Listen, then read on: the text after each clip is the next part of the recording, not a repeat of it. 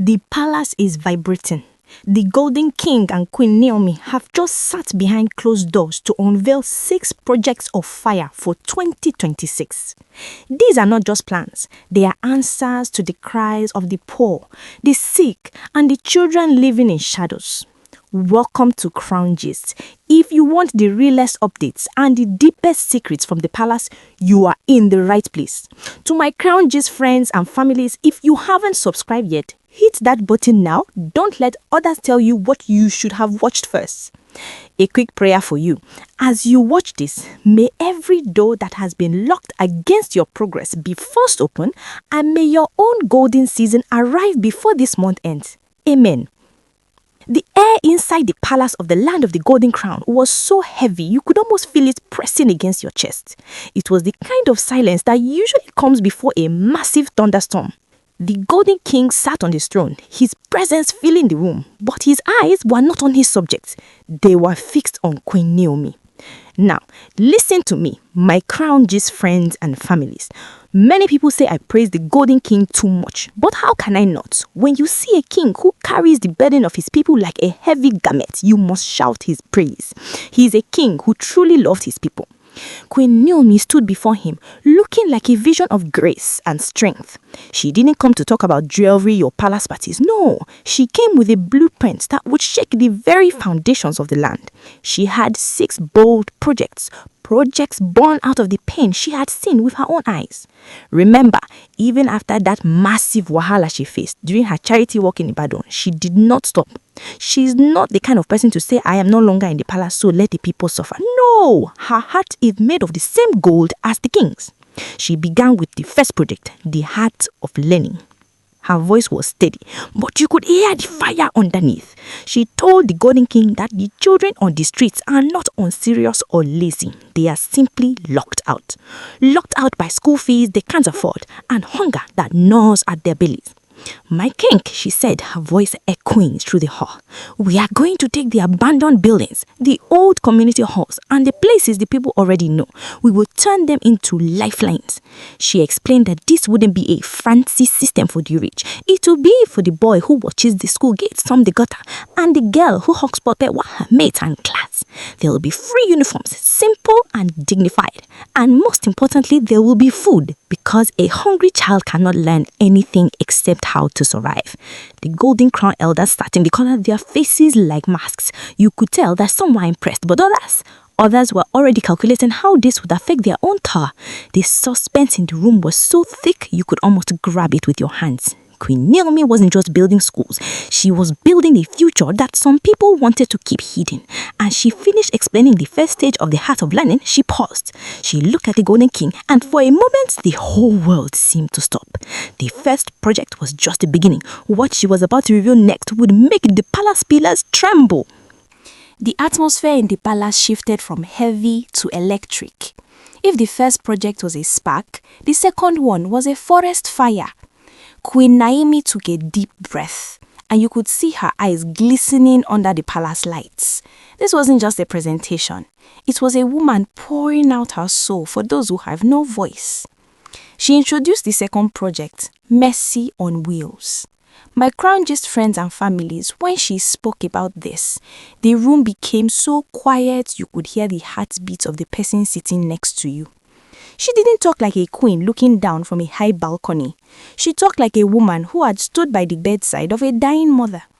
She spoke of women in the far-to-reach corners of the land of the Golden Crown, women who breathed their last breath simply because the hospital was too many miles away.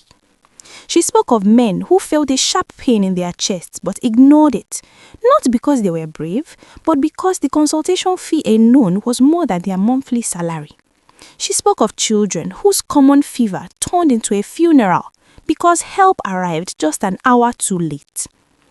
Mercy on Wheels will not wait for the people to come to us, she declared, looking directly at the Golden King. We will go to them.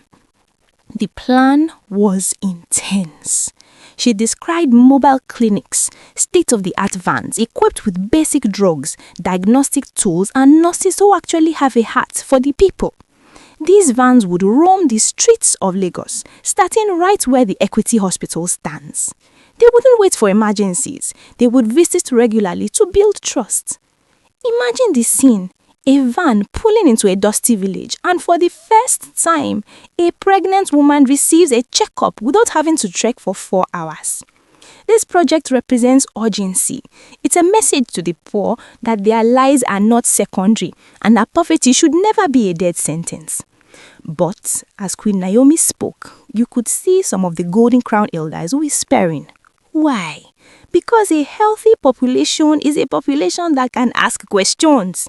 A healthy population is a population that cannot be easily manipulated. The tension was rising. Before anyone could even digest the weight of mercy on wheels, Queen Naomi moved to the third project, Skills of Destiny. This one was personal. She talked about the young people, the ones we often see standing on the street corners, eyes filled with a mixture of hunger and anger. They are not lazy, she told the Golden King. They are just lost. They are educated enough to dream, but they are unskilled enough to be useless in the market. This project was the ultimate answer to the area boy syndrome. She wasn't talking about theories of giving people certificates that would only gather dust on a shelf. No. She was talking about real-world skills. Where there is land, they will learn more than farming. Where there is internet, they will learn tech and media. In the busy market, they will learn business management. She wanted to return dignity to the youth because when a man can provide for himself, he doesn't need to beg, and he certainly doesn't need to be used by politicians for dirty work. The suspense in the room was now like a wire, pulled so tight it was ready to snap.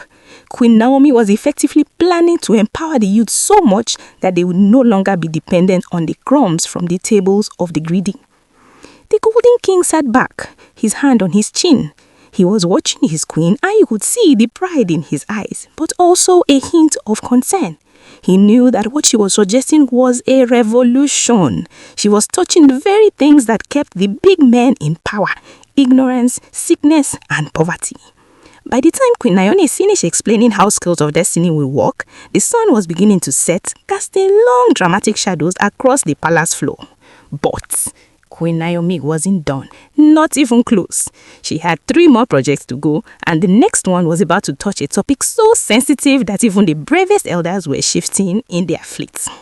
The question on everyone's mind was, can the palace walls handle this much truth at once, or will the enemies of progress find a way to silence the mercy on wheels before the festival even starts its engine? The shadows in the all of the land of the Golden Crown grew longer, but the light in Queen Naomi's eyes only grew brighter. My Crown Gist friends and families, if you think you've heard it all, hold your breath, because what she dropped next was enough to make the ancestors stir. She titled the 4th project Heaven of Hope. Now, this wasn't about building a church or a mosque. No, this was about the children that the world has thrown away. She spoke about the orphans, not the ones who stay with a rich uncle, but the ones passed around like old clothes between relatives who don't want them. The ones who are abused in silence, ignored by the system, and left to survive on the crumbs of pity.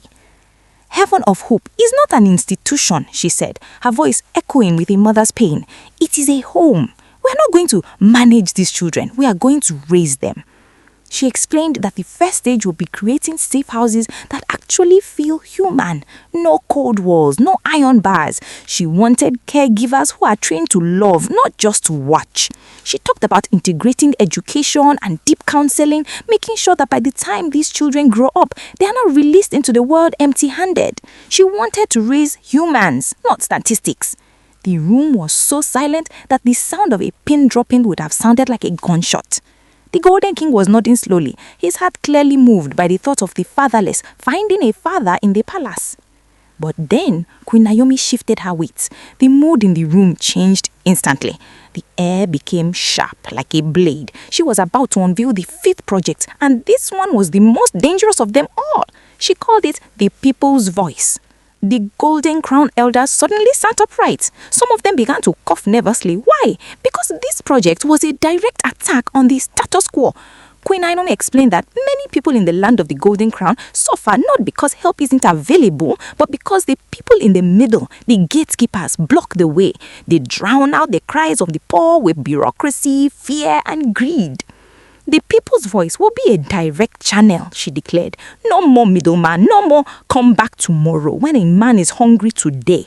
She proposed a system where trusted representatives would go into the grassroots to verify the real issues. And the next stage, a response team that doesn't just listen and take notes, but actually acts. She was talking about accountability. She was talking about giving the man in the village the power to report the big man in the office. My crown, just friends and families, you could see the sweat breaking out on the foreheads of some people in that room. The suspense was no longer just about the projects, it was about survivor. Queen Naomi was standing there, a lone woman, challenging the very pillars of power backed by the Golden King. The intensity was so high that it felt like the palace roofs might blow off. She was calling for transparency in a place where secrets were the currency. As she prepared to reveal the final 6 projects, a sudden wind blew through the open palace doors, extinguishing some of the candles. In that semi-darkness, the jewel of the palace looked like a warrior. Everyone was wondering, is she doing too much? Is she inviting a war she cannot finish? The final project was about to be named, and it was the one that would tie everything together or tear everything apart. The palace was now bathed in the orange glow of the setting sun. But the tension was rising like a tide. My crown gist friends and families, we have reached the final gate. Queen Naomi stood tall, her eyes meeting the gaze of every elder in the room. The 6th project was the one that would lock everything together, the one she called the shield of the vulnerable. This project was the anchor. She explained that it wasn't enough to give schools, hospitals, and skills if the people were still living in fear of being cheated or pushed aside because they lacked connection. The shield was a legal and social net to ensure that the small man in the land of the Golden Crown would have his rights protected just as much as the richest chief. What we're building is not a gift, she said firmly. It is a right. A child shouldn't be sent home because of 100 naira school fees when we have the resources to cover it. A woman shouldn't be left to die because she has no brother in the high office. She laid out the strategy for execution with the precision of a master builder. She had everything mapped out. The funding, the volunteers, the locations. She had taken her time to make sure that there were no loopholes for the greedy to crawl through. By the time she finished, the weight of the vision was so heavy on the room that it felt like the floorboards might crack. The Golden King looked at his queen for a long time. The pride in his eyes was unmistakable, but the silence from the Golden Crown elders was chilling. Nobody knew what to say. They were torn between the beauty of the project and the fear of the change she was bringing. The jewel had not just presented a plan, she had presented a mirror to the land, showing them exactly where they had failed your people. As she stepped back to sit beside the king, the atmosphere was thick with unspoken questions. Will these projects see the light of day? Or will the whispers in the dark corners of the palace find a way to bury them before the first brick is laid? The strategy is perfect, the heart is pure. But in the land of the Golden Crown, the path to progress is often paved with thorns. But wait, my crown gist friends and families, before you run off to share this news, we must stay wise. As your favorite source of updates, I have to remind you that all these details we have discussed are currently based on alleged reports and social media rumors making the rounds. These are unverified informations and should not be taken as cold, hard facts just yet. We are bringing you the gist as it is being whispered in the corridors of the internet and the streets. Until there is an official stamp from the palace itself, keep these stories in your heart, but treat them as the rumors they are. Will Queen Naomi's project of fire change the land, or is this all just a beautiful dream circulating on the web? Only time will tell, and you know that Crown Gist will be right here to tell you the moment the truth breaks.